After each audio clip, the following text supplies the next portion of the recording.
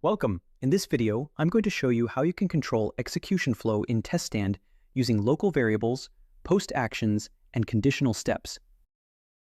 For this demonstration, we'll use the multiple numeric limit test step type shipping example, where part of the sequence has already been configured, and we'll add the remaining elements together throughout this demonstration. Let's start by creating and initializing a local variable. If we look at the locals variables in the Variables pane, we can see that a variable named voltage0 has already been created. We're going to create a second variable named voltage1. To do that, I'll right-click on Locals, select Insert Local, and then choose Number. I'll name the new variable voltage1 and press Enter. Next, I'm going to rearrange the variable list and place voltage1 directly below voltage0.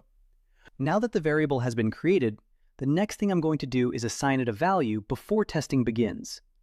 In the Setup group, I'll right-click, select Insert Step, and then choose Statement. I'll name this step setLocals.voltage1. Then I'll move the step into the appropriate position within the Setup group to keep the sequence organized. Next, in the Step expression field, I'll enter an expression that assigns a random value to the voltage1 variable. In this case, I'm using the random function to generate a value between 3 and 5 each time the sequence runs.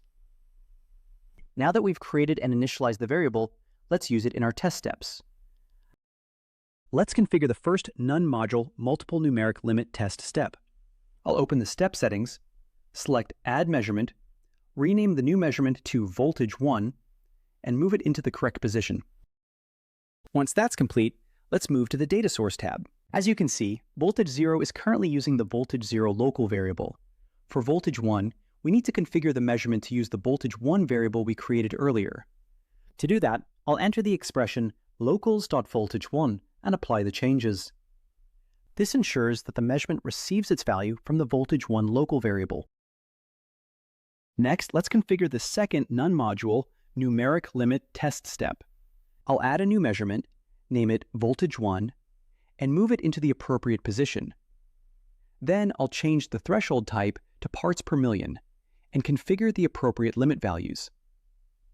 Once that's complete, I'll configure the data source by entering the expression locals.voltage1. This ensures that the measurement receives its value from the voltage1 local variable. Now that both none-module test steps have been configured, we're ready to run the sequence. I'll go to Execute and select Run Main Sequence. After the execution completes, we can see that all of the measurements are within their specified limits, so every test passes successfully. For example, let's change the limits to a lower range by setting the lower limit to 1 and the upper limit to 2. If I run the sequence again, we can see that the step now fails. The generated voltage1 value is outside the configured range, so TestStand reports a failed result for that measurement. Now let's look at another way to control execution flow by using post actions. I'm going to create a new numeric limit test step in the main group. To do that, I'll right-click, select Insert Step, choose Numeric Limit Test, and place the step at the end of the sequence. Next, I'll configure the test to use locals.voltage1 as its data source. I'll also configure limits that can intentionally cause a failure. For example, I can use a lower limit of 1 and an upper limit of 3. Now let's configure the post action. I'll open the step properties, navigate to the Post Actions tab, and under On Fail, I'll select Go To Step. For the target step, I'll choose setLocals.voltage1.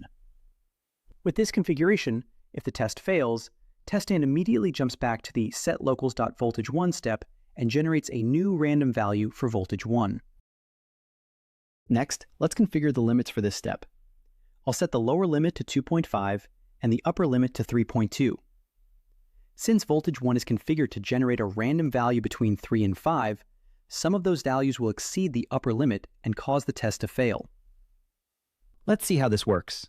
I'm going to place a breakpoint on the numeric limit test and run the sequence. When execution pauses, we can look at the Variables pane and see the current value of voltage1.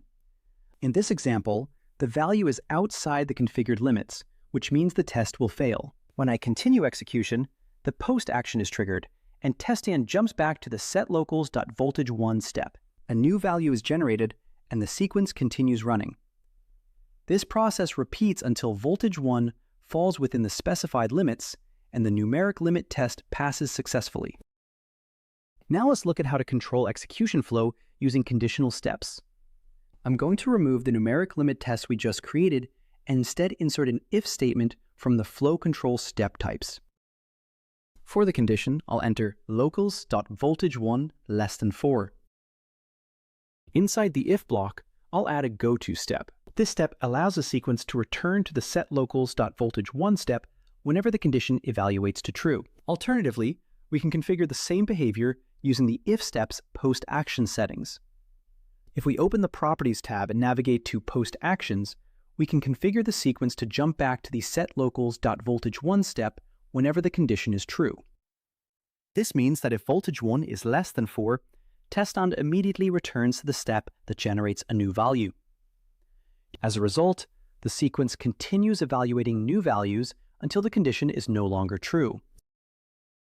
Let's run the sequence and observe the behavior. As execution runs, we can monitor the voltage 1 value in the Variables pane. If the value is less than 4, TestStand returns to the setLocals.voltage1 step and generates a new value.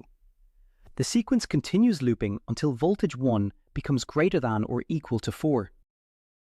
Once that happens, execution proceeds normally, and the sequence completes. So that's how you can control execution flow in TestStand using local variables, post actions, and conditions. Now, if you'd like to learn more about TestStand and the concepts covered in this demonstration, be sure to check out Developing Test Programs Using TestStand course.